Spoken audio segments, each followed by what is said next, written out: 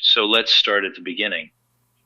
Really the starting line for Spinoza, which is one wild place.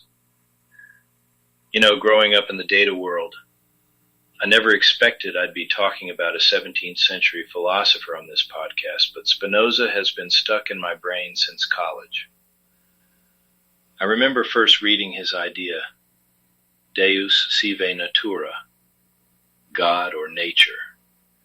That phrase, it's like, wow, he just flat out equates God and nature, not as two separate things, but literally the same substance, the same reality. And of course, that wasn't your standard Sunday school God, right? This was a God who's impersonal, all-encompassing. Not some guy with a beard in the sky making decisions about which team wins the Super Bowl. What really gets me, and maybe this strikes a chord with the data folks in the audience, you ever look at a network diagram or even just a gnarly interconnected database and notice how everything's just expressions of underlying rules, part of one big system? Spinoza sort of prefigured that mindset, but instead of SQL or ETL pipelines, he's talking about literal existence. Not a creator who's up there micromanaging, but everything, everyone, every thought and atom is a mode or a moment in this single infinite substance. And I remember my first philosophy class thinking this sounded like a strange kind of cosmic data model. If you think back to our previous episodes, especially when we talked about schema and how all the disparate pieces have to be expressions of the unified design, Spinoza's kind of doing that for reality itself. It's a model where nothing really stands apart. Good and evil, reward and punishment, they aren't cosmic decrees. They're human-coded interpretations, not the objective schema of the universe. That idea just landed differently for me, shifting how I looked at any system, be it data or, well, how I live. Where was I going with this? Oh, right. There's something radical and kind of comforting about the idea that there's no separation, just one giant, lawful whole. Okay, now let's roll this towards something a little more personal. Freedom, emotions, and why, for Spinoza, they're all about understanding the rules instead of just breaking them. Modern folks love to talk about freedom like it's doing whatever comes to mind, right? But Spinoza flips that. He says real freedom isn't about escaping the laws, it's about understanding them. Human actions follow a strict causal order, and our sense of independence, well, it's a little bit of a self-flattering illusion.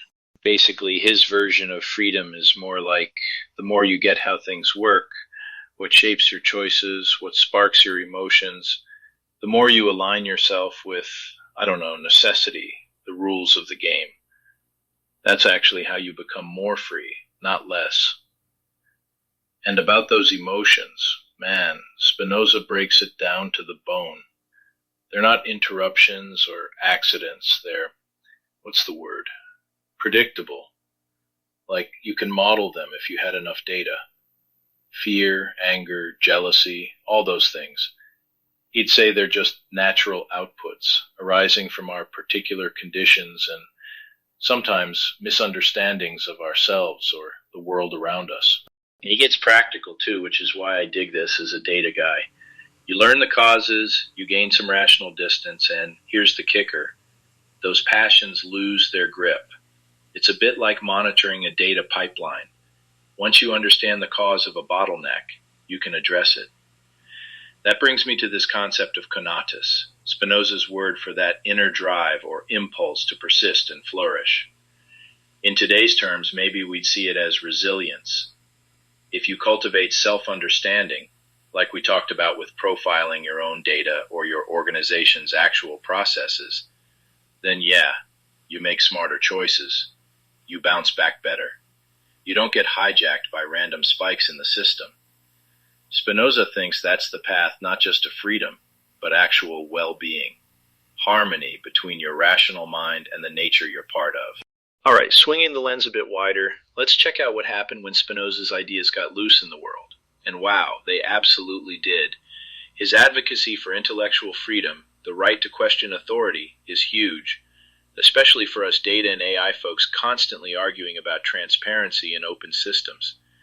Spinoza gets thrown out of his own community because of his dangerous ideas, but instead of backing down, he doubles down. His theological political treatise basically argues that government's role is to enable people to live rational and free, something that was wild in the 1600s and still up for debate in so many places. That book shaped Enlightenment thinkers, Voltaire, Kant, the whole gang. He plants the seeds for freedom of thought, tolerance, and secular democracy. Without Spinoza, we don't get the same kind of arguments about church and state, about governments serving citizens by reason instead of religious dogma.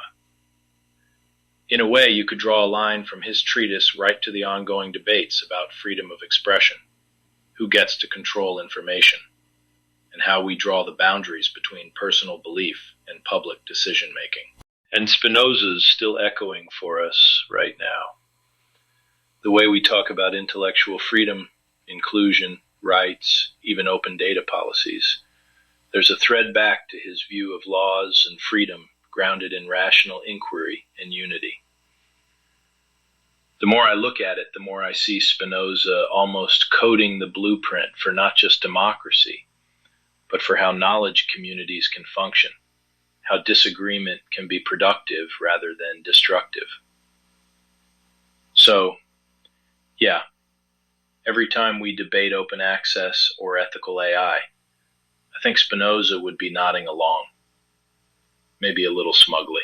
That's probably enough Spinoza for one episode, though honestly we only scratched the surface on his relevance today.